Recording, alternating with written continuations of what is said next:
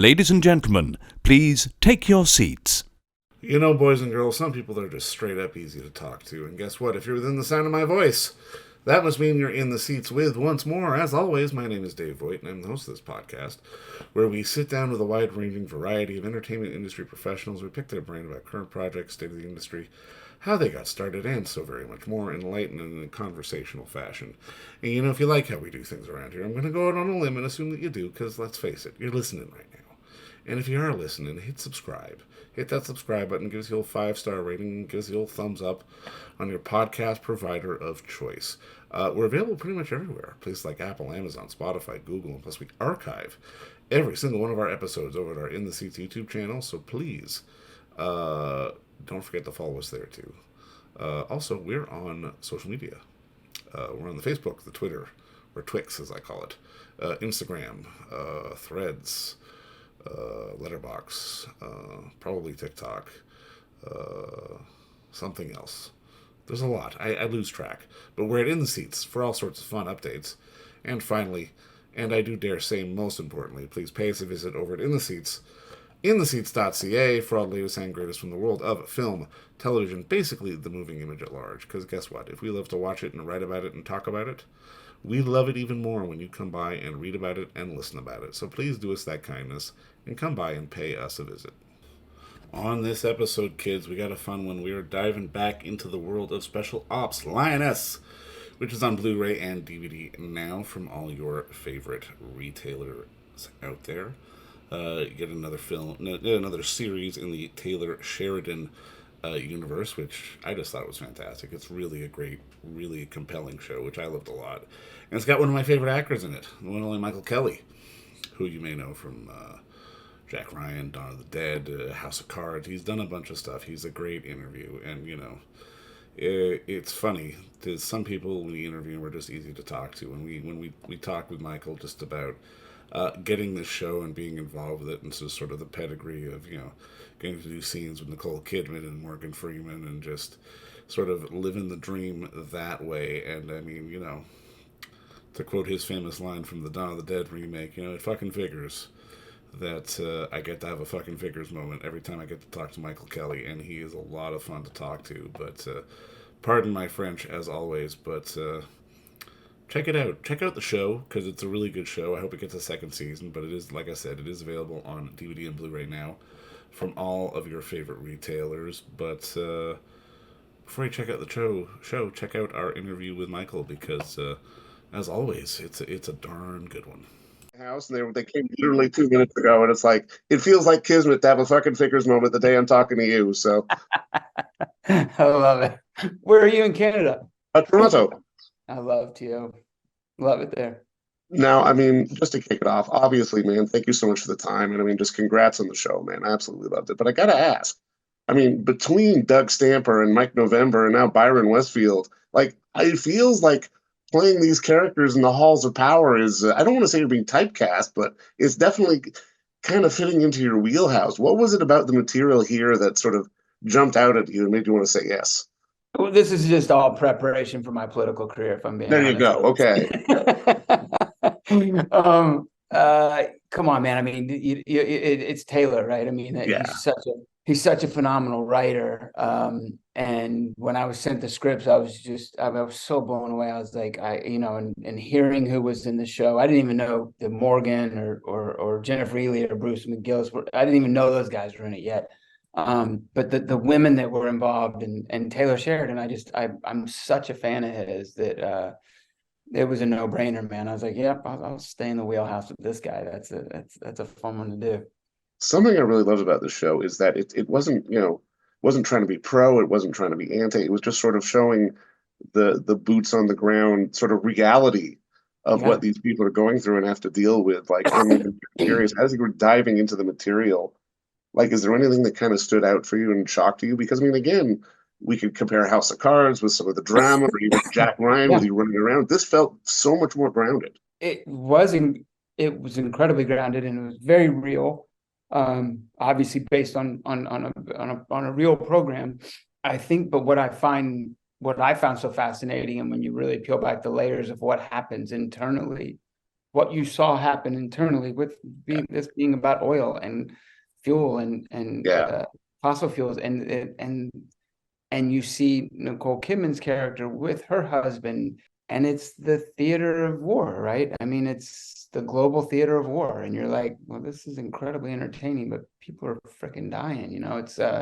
It's almost heartbreaking too, in a way, because what is all this? What are we all really fighting about? No, I mean, I'm curious. Does Taylor allow for a little bit of rope in terms of you as an actor when it comes to dialogue? Because I mean, especially on some of these shows, like you can get pretty heavy into the jargon sometimes. Yeah.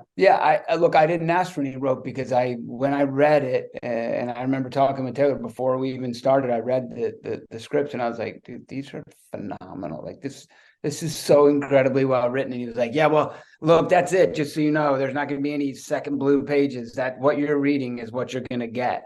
And I found that to be really interesting, having worked on so many shows where sometimes the night before you go to film a scene, you're getting new pages, and it's really tough. But there was something to be said about reading something, not wanting to change a word, just being like, I don't know how I'm going to memorize this 3-page monologue, but it's damn good. Like, I can't wait to dive in and get to work on it, and there's something very comforting about not worrying about it changing and knowing that it's damn good. So I don't know. For me personally, I didn't ask for any rope. I love what I read and was grateful to play it.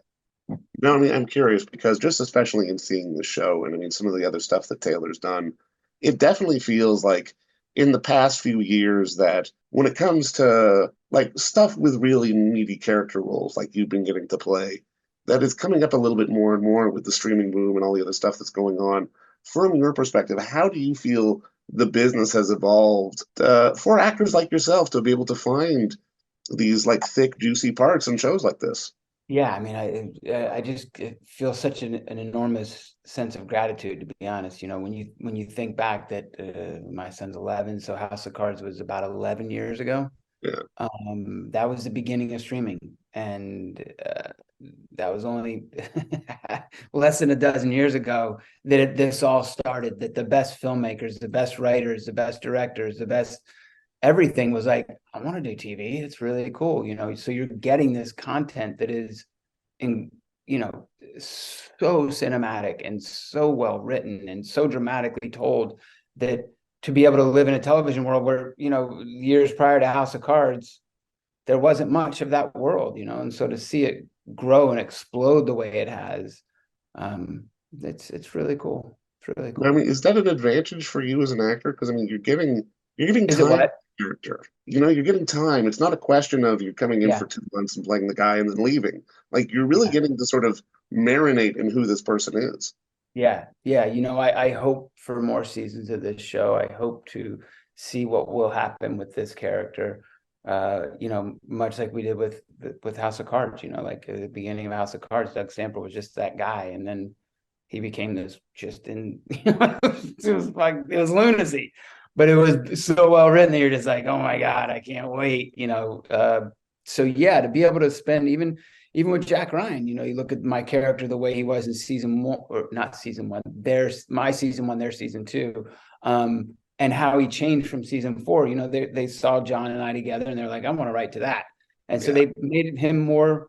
Once he left the CIA, they were like, he could be whatever he wants. And so you saw him really loosen up over the years and seasons. And it's fun when you get to tell a story in long format, like these shows. You really get to explore and, evolve with the characters. It's so much fun. No, I mean, I've got to ask because this almost feels like it fits to so many of the roles that you've been able to play and that people are starting to know you for. But is it true that, I mean, when you were in university, you didn't necessarily start out wanting to be an actor? You were initially studying law and then kind of transitioned. It definitely feels like a bit of a jump. I'm curious to hear that story. 100%. I was studying political science. Finally found something that I loved in college. It was in my second or third year that I changed into political science in hopes of becoming an attorney. And I remember going to my advisor. I had a full schedule because I like to get all my hard shit over with. And then, of course, yeah.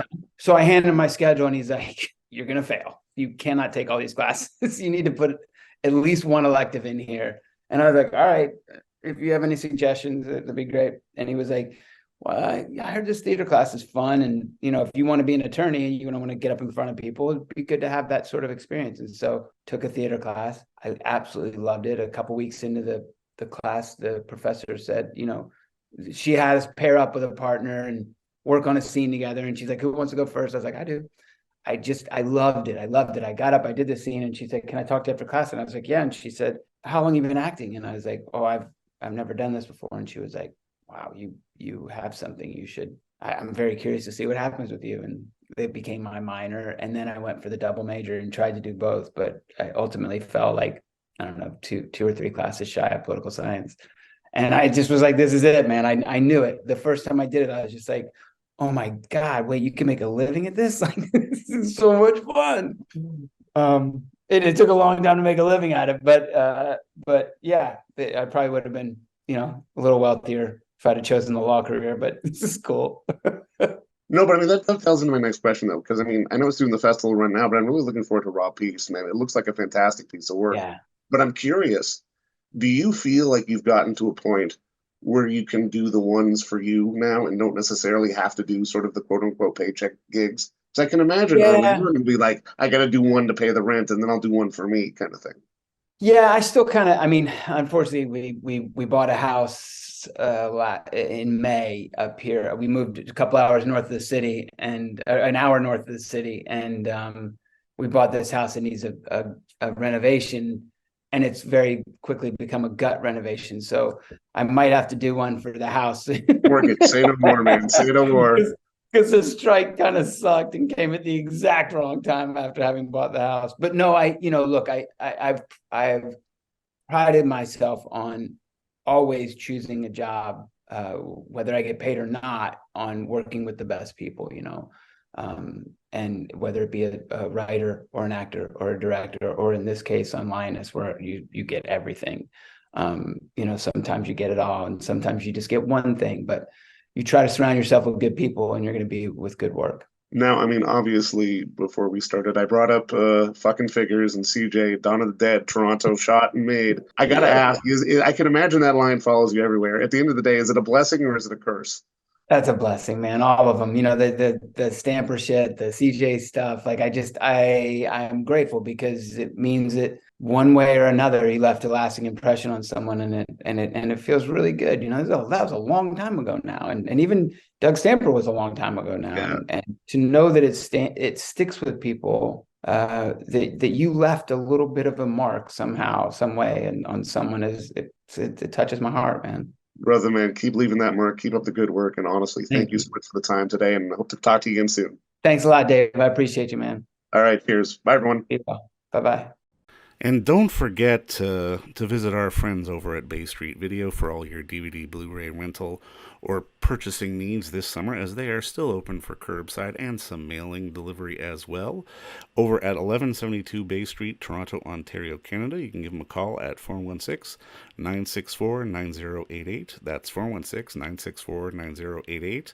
Or send them an email at baystreetvideoto@gmail.com for any of your DVD and Blu-ray needs.